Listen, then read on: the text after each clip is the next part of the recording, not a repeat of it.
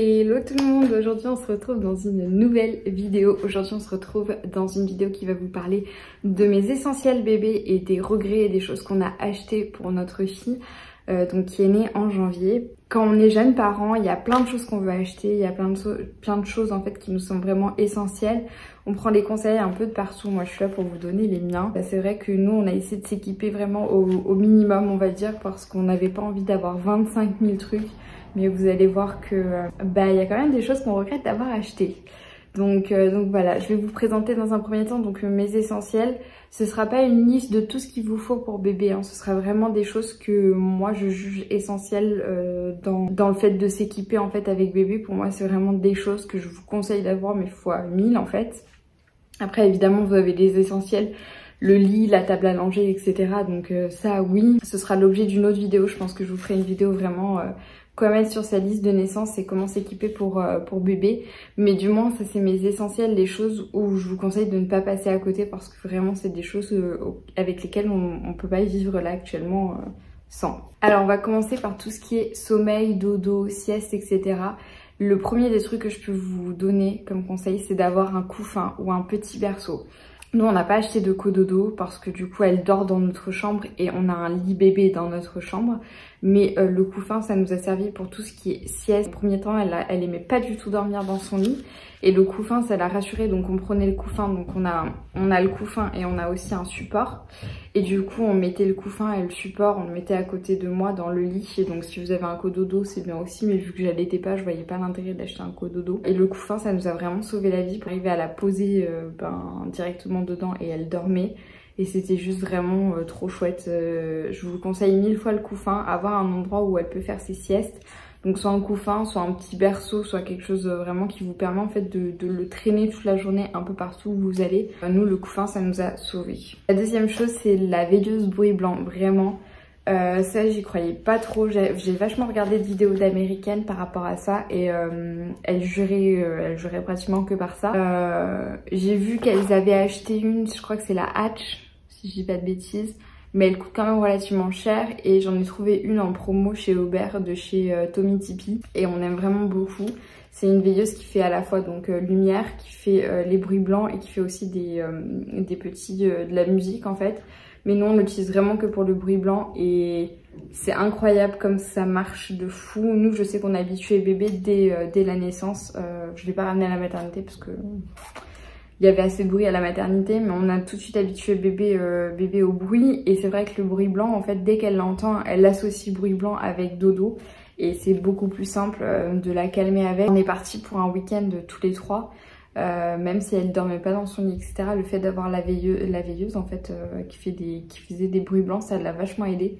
Et même aujourd'hui on galère pas pour la coucher en fait. Dès qu'elle entend, enfin ça fait partie de son rituel du coucher en fait. Donc vraiment la veilleuse bruit blanc, si vous avez habitué bébé ou si vous voulez habituer bébé dès la naissance, faites-le parce que vraiment ça c'est quelque chose que je referai avec les seconds et que je conseillerais à mes copines en fait tout simplement. Ensuite au niveau du temps d'éveil, temps calme on va dire, les essentiels que je peux vous donner c'est vraiment le transat. Alors pour l'instant je vous avoue que le transat on a un peu laissé de côté, mais au tout début il nous a servi mais à fond parce qu'elle voulait tout le temps être près de nous.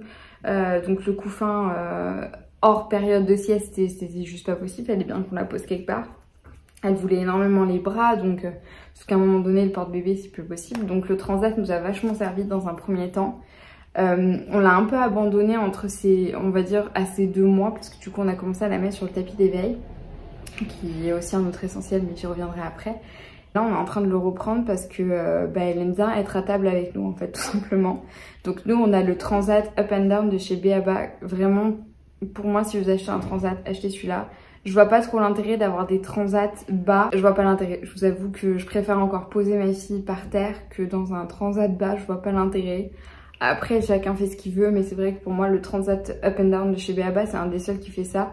Et ce qui est trop bien aussi, c'est qu'il peut se doubler en chaise haute pour les débuts de la diversification alimentaire où vous en foutez pas partout et ça c'est juste génial. Il m'a aussi servi quand je devais aller prendre ma douche au tout début parce qu'elle ne voulait pas être posée, il fallait qu'elle ait un visu sur moi. Parce que bon, tapis d'éveil dans la salle de bain, bof, du coup vraiment le transat m'a vraiment servi. Du coup on passe au deuxième essentiel de ce temps d'éveil on va dire, c'est vraiment le tapis d'éveil. Nous il nous sert tout le temps. tout le temps, tout le temps, tout le temps. On a un peu rythmé sa journée là-dessus. Elle se réveille de la sieste, on fait un temps d'éveil, on parle, etc. Elle fait un temps d'éveil aussi seule, parce que du coup j'aimerais qu'elle fasse ça aussi un peu en autonomie. Je la laisse pas longtemps, elle est à côté de moi, hein, mais je veux qu'elle essaye de s'éveiller seule. Et puis après, bibi et dodo, et on enchaîne comme ça. Mais c'est vrai que son tapis d'éveil, elle l'adore. Je vais pas vous conseiller forcément le mien, parce que je trouve que c'est pas non plus le plus adapté. Il y en a des beaucoup mieux. Et vous avez, vous pouvez très bien avoir juste un tapis avec une arche en bois ou une arche fait maison, etc. Il n'y a pas de tapis d'éveil en particulier que je trouve vraiment indispensable. Je trouve que c'est juste l'idée de poser votre enfant au sol, qu'il puisse découvrir son corps, tout simplement, qu'il peut bouger ses bras et que ça fait quelque chose, qu'il peut bouger ses jambes. Mon amour, tu devrais lâcher les cheveux de maman déjà qu'elle en a plus beaucoup.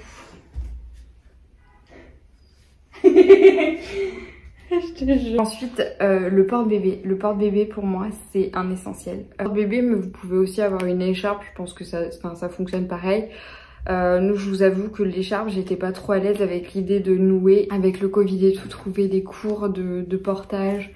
Enfin bref, j'ai préféré le porte-bébé, je trouve ça beaucoup plus pratique. Nous, on a le Embrace de Ergo Baby. Je le trouve vachement bien fait, je trouve qu'il est très ergonomique. La position est quand même très sympa pour bébé. Et il est évolutif, je crois que vous pouvez aller jusqu'à 13 kg, si je dis pas de bêtises. Je vais pas porter ma fille jusqu'à ces 13 kg.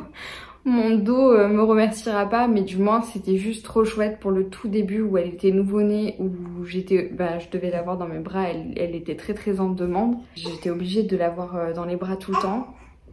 Alors madame? Donc sur ça, ouais, le porte-bébé c'était vraiment très chouette pour pouvoir faire d'autres choses dans la maison en l'ayant tout contre soi. Ça lui permettait de dormir aussi. Et voilà, tout simplement. Donc le porte-bébé pour moi c'est un essentiel aussi bébé. Ensuite, au niveau de la catégorie sortie, nous un indispensable qui a vraiment été plus, c'est la Doona. C'est quoi? C'est une espèce de siège auto, enfin c'est un siège auto avec des roues en fait intégrées, qui vous permet en fait d'avoir une poussette et un siège auto. Alors c'est pas prévu pour faire des grandes randonnées, vous allez pas aller vous balader en forêt avec ça comme poussette, mais du coup moi je pars du principe que si on fait des grosses balades avec Ambre, j'aime bien l'avoir en porte-bébé, je trouve que c'est beaucoup plus physiologique du coup que de la laisser dans sa poussette. Mais c'est vrai que nous on a une C1, donc on a une toute petite voiture et on ne pouvait pas en fait acheter et un siège auto et une poussette, ça ne rentrait pas. On n'a même pas un coffre sur la C1. Je sais pas si vous voyez un peu à quoi ça ressemble, c'est plus une malle pour moi, c'est pas un coffre. Et du coup on n'a pas eu le choix que d'acheter la Doona parce que c'est juste trop pratique. Vous avez un petit levier en fait et ça vous bascule les roues quoi, c'est juste génial. En plus on a acheté la base Isofix, donc on a juste à prendre la poussette, à rabattre les roues, à la mettre sur la base Isofix, à déclipser une fois qu'on peut l'enlever. C'est trop pratique la Doona, vraiment. Moi je l'adore cette poussette. Après c'est vrai que si vous vivez à la campagne, je vois pas trop l'intérêt d'avoir une petite poussette comme ça, ou si vous avez une petite voiture. Mais c'est quand même très chouette comme poussette d'appoint, même pour les voyages. Franchement la Doona, nous, c'est un indispensable pour nous, on se verrait pas vivre sans, ça c'est sûr et certain. Ensuite, je vous ai mis dans cette catégorie sortie, pareil, on continue à en parler de la voiture, c'est le miroir. Moi je sais que j'étais pas du tout rassurée à l'idée de passer à l'avant en fait de la voiture. Et du coup j'ai trouvé un miroir en fait qu'on met au niveau du siège de bébé et on peut voir son bébé quand on conduit ou quand on est à deux, parce qu'il y a des fois où je dois me déplacer toute seule et avec elle forcément, et le miroir ça me sauve mon cœur de maman, où des fois elle pleure et je sais pas pourquoi elle pleure et j'ai juste à regarder le miroir pour me dire ok elle est juste fatiguée ou ok elle a juste la dalle, et on va rentrer très vite et ça va bien se passer. Donc le miroir pour la voiture vraiment, ça je vous le conseille aussi. Ensuite au niveau sortie, ce que je peux vous conseiller aussi c'est de prendre un petit sac à langer. Donc nous on a le sac B.A.B.A en fait que je vous ai présenté dans ma vidéo valise de maternité, que je vous remettrai juste ici. Et en fait c'est un gros sac à langer, sauf que pour aller aux courses, pour aller chez la sage-femme, pour aller chez la pédiatre, etc. Ça sert à rien de vous trimballer avec un sac énorme. Au début on le faisait et puis très honnêtement, c'est gros, c'est très gros. Donc le sac B.A.B.A on l'utilise pour tout ce qui est sortie à la journée, ou si on part un week-end et qu'on a besoin vraiment d'un gros sac. Mais sinon pour tout le reste on a un petit sac à langer. Donc nous je sais qu'on a celui de chez Doona aussi, parce que du coup il s'accroche sur la poussette. Mon amour, Donc on a le sac de Luna qui s'accroche directement sur la poussette. Il est petit, il est ergonomique. Dedans vous avez aussi un matelas allongé nomade on va dire. Et franchement on y rentre tout ce qu'on a besoin d'y rentrer. Je vous ferai une vidéo aussi sur ce qu'il y a dans mon sac à langer parce que je trouve ça très intéressant. Ensuite au niveau du coup voyage sorti aussi, c'est le lit parapluie. Nous on a acheté celui de chez Baby Move. Je me rappelle plus exactement de la référence mais c'est celui qui ressemble le plus. On a un bébé qui s'éclate à côté hein, clairement. Baby Bjorn je crois, si je dis pas de bêtises. Et il est quand même très très pratique, il est très léger à porter et ça c'est vraiment un critère pour nous, c'était vraiment le fait que le lit soit léger et facile à transporter. Donc c'est un tout petit lit en fait qui se referme complètement et que vous pouvez porter sur le dos, donc vraiment ultra pratique et on a acheté celui-là. On va manger chez des copains ou quoi. Ben c'est quand même vachement pratique d'avoir un lit parapluie et même quand on est parti en week-end elle a dormi dedans et elle l'a kiffé donc vraiment celui-là il est vachement sympa et vous avez vraiment un vrai matelas en fait donc c'est quand même très chouette. Ensuite dans la catégorie autres divers etc que je vous conseille, c'est le coussin de grossesse. Ça pour moi c'est déjà un indispensable de base grossesse. Moi je l'ai utilisé pendant toute ma grossesse, j'ai adoré avoir ce coussin avec moi. Mais là actuellement je l'utilise encore plus, j'ai l'impression que pendant ma grossesse, je la mets dedans pour la nourrir parce qu'elle supporte plus être nourrie en fait au bras, elle supporte pas, elle aime pas. Du coup je la mets dans son couffin, elle a une bonne position et du coup elle mange quand même relativement mieux je trouve. Et on la met dedans aussi parce que ça lui permet d'être assise et de nous voir. Elle adore nous voir et c'est vrai que ça la maintient un petit peu assise. On essaie de pas trop la laisser dans des positions qu'elle ne maîtrise pas. Mais c'est vrai qu'elle adore être assise et du coup bah, on essaie de la caler un petit peu pour qu'elle nous voit aussi dans cette position là. Donc le coussin de grossesse ça oui, je pense qu'un coussin d'allaitement ça doit être à peu près pareil. Ensuite vous avez les langes qui pour moi sont des indispensables, j'y reviendrai même pas. Les langes c'est des torchons à bébé, ça sert pour tout, c'est vraiment ultra pratique. Achetez-en, nous on en a je pense une trentaine et honnêtement c'est pas de trop. Ensuite on a aussi le sèche-linge. Ça le sèche-linge c'est quelque chose que mettez-le sur votre liste de naissance. Faites-vous le offrir ou si vous l'avez déjà chez vous mais plus. Le sèche-linge c'est juste notre sauveur. Quand on fait des machines bébés, j'ai pas le temps d'aller accrocher chaque fringue une par une, c'est juste impossible. Enfin, c'est un luxe de pouvoir vraiment tout foutre au sèche-linge, sortir 15 minutes après c'est sec. Vous avez plus qu'à plier, arranger et c'est fini. Le sèche-linge ça sauve une vie, vraiment. Donc ça c'est tout pour nos essentiels bébés. C'est tout ce dont à quoi j'ai vraiment pensé et que je voulais vraiment vous mettre sur la liste. Donc on va passer au regret, ce que j'ai acheté et que je regrette d'avoir acheté. Même si on a fait vraiment une liste minimaliste de tout ce qu'on voulait acheter pour Ambre à sa naissance. On n'a pas acheté beaucoup de choses en trop. Mais il y en a qui vraiment étaient en trop. La première des choses c'est le Doumo. Le Doumo c'est quoi? C'est un réducteur de lit. Ambre a pas du tout aimé ce réducteur de lit. Moi ça me faisait flipper parce que mort subite du nouveau-né. J'étais pas du tout à l'aise avec l'idée de ce réducteur de lit et franchement je crois qu'elle a dormi dedans 3 nuits grand max. Donc le Doumo franchement tout ce qui est réducteur de lit je vois pas trop l'intérêt et puis après bah, on l'a mise dans son couffin. Donc si vous avez un couffin, le réducteur de lit, laissez tomber. Franchement, je vois pas trop l'intérêt, je vous avoue. Nous, ça nous a pas servi en tout cas.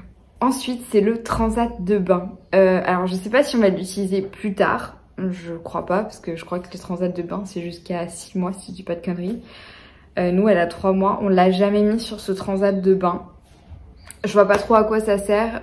Nous, c'est vrai qu'on n'était pas du tout à l'aise à l'idée de la mettre dans le transat de bain quand elle était nouveau-née. Là je vois pas trop à quoi ça pourrait nous servir, je vous avoue, peut-être si vous avez une baignoire. Franchement je ne sais pas, nous le transat de bain nous a pas du tout servi, je vois pas l'intérêt d'avoir un transat de bain, vous avez juste à tenir bébé. Ou si jamais vous êtes adepte du bain libre, ben faites le bain libre quoi. Donc enfin vraiment je ne vois pas l'intérêt de ce fameux transat de bain, on l'a acheté pour rien. L'autre regret que j'ai c'est d'avoir acheté un mobile de lit. Alors c'est super chouette pour la décoration mais alors non en fait je vois pas l'intérêt. Nous le mobile de lit je lui ai mis une fois au-dessus d'elle et ça l'a tellement déconcentrée qu'elle arrivait plus à dormir et c'est vraiment que décoratif quoi donc je lui ai mis une fois au-dessus d'elle et c'est tout en fait, il me sert plus à rien. Donc ça le mobile non on l'a pas utilisé nous perso et je l'ai remis en vente, un mois après qu'elle soit arrivée quoi. Un autre regret c'est les tenues en un mois. J'avais acheté quelques petites tenues en un mois, des trucs jolis, des combis en laine, etc. Elle les a jamais portées, hein, on va pas se mentir. Quand t'as un nouveau-né entre tes bras, t'as pas envie de l'habiller. C'est pas confort pour elle. La plupart du temps, elle est en body ou elle est en pyjama en fait, tout simplement parce que c'est un bébé et que t'as pas besoin de l'habiller en fait, tout simplement. Donc moi je sais que j'avais acheté des ensembles body et leggings, enfin leggings avec des petites, je sais pas comment ça s'appelle. Je vous mettrai une photo de ce que j'avais acheté, mais en fait vous aviez les pieds qui étaient intégrés et mais c'est tout, on l'habillait que comme ça. Et le dernier regret, c'est d'avoir acheté du liniment. Le liniment, on l'utilise très peu. Moi, je sais qu'on m'avait dit, mais si, fais des stocks de liniment, c'est génial pour bébé, etc. Et nous, le liniment, on l'utilise que très rarement. Je l'utilise enfin, je l'utilise vraiment, je crois, une fois par semaine, mais il est à côté de ma table à langer, je l'utilise pas, en fait. Donc ça, le liniment, je vois pas trop l'intérêt au niveau du siège quand je la lave après un gros caca explosif, que je l'ai bien séché et que je veux faire une barrière, en fait, une barrière pour pas qu'elle ait des érythèmes, etc. Mais sinon, je crois que j'utilise 1 à 2 fois par semaine. Enfin, j'ai un pot de chez Dodi que j'ai acheté, genre c'est un tout petit pot comme ça. Je l'ai depuis sa naissance. Il est pas fini, donc elle a 3 mois et des brouettes maintenant, donc le liniment, non, j'ai pas vu d'intérêt. Et voilà, donc cette vidéo est finie. J'espère que le sujet vous aura plu, j'espère qu'il aura été utile pour vous, que ça vous aura aidé à vous décider sur les choses à acheter pour l'arrivée de bébé. Voilà, je vous fais d'énormes bisous et je vous dis à la prochaine.